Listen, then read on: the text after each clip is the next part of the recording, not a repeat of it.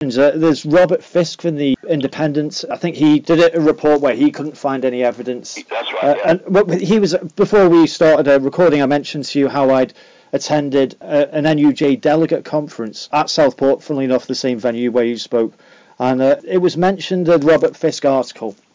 And one of the delegates, one of the ones against a motion to have the NUJ call for a fairer quizzing of the government on Syria, in terms of not accepting everything they say. So this bloke got up and said, well, it's all very well believing Robert Fisk, but that's not what the majority of people are saying. And then a BBC delegate got up and said, well, it's a case of believing us, the BBC, or do you want to believe the Russians? Making it a completely binary choice.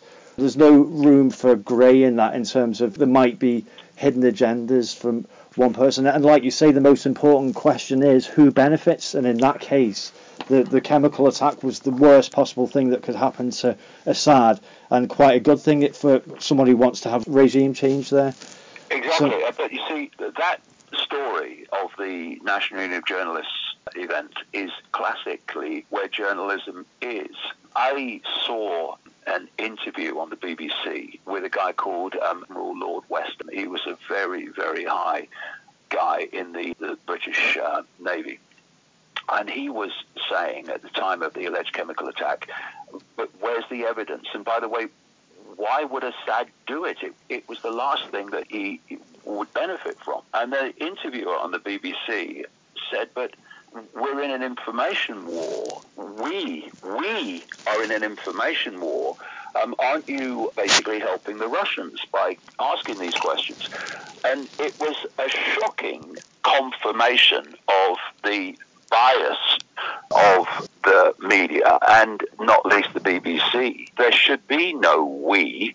It should be what is the evidence, what is the truth. That should be the only criteria for a proper journalist. The communication of information is being funneled into the hands of shockingly few people. I mean, if you break it down, you can name 5 people that have the power to control what people see and don't see on an absolutely vast global scale. They are the people that run Google, the people that run Google on YouTube, and the people that run Facebook. And in that tiny part of the world, Silicon Valley, that I call the devil's playground, they now have the ability not only to censor, and they're using it, what people see and don't see on an increasingly extreme scale.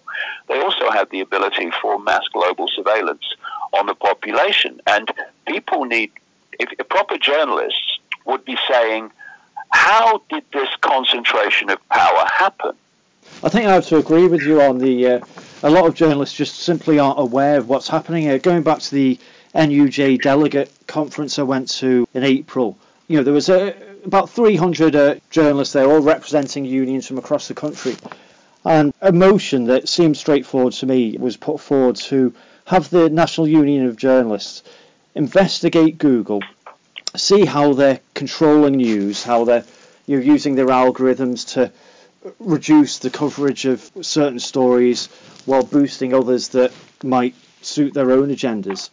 That seemed to me straightforward, and yet it was voted down by one vote. People, all these reps of journalists didn't think it was worthwhile for the National Unions of Journalists to do that, which is quite sad. But just one question in regards to your own YouTube channel. I notice you've just done a UK tour. You're growing in popularity, maybe becoming more mainstream, and yet your YouTube channel figures, the amount of people who subscribe to you, is more or less stagnated. Do you think that might be to do with the algorithms? Oh yes, I would say with Facebook. My Facebook page numbers were flying up to about 3 or 4 years ago, maybe 3 years ago. They got up to about 780,000 or something like that, and they were going up in leaps every week. And interest in my work has increased dramatically since then, but the numbers haven't, because of algorithms. This is how it works. And this is an important point. The vote you've just described at the National Union of Journalists conference about Google was turkeys voting for Christmas.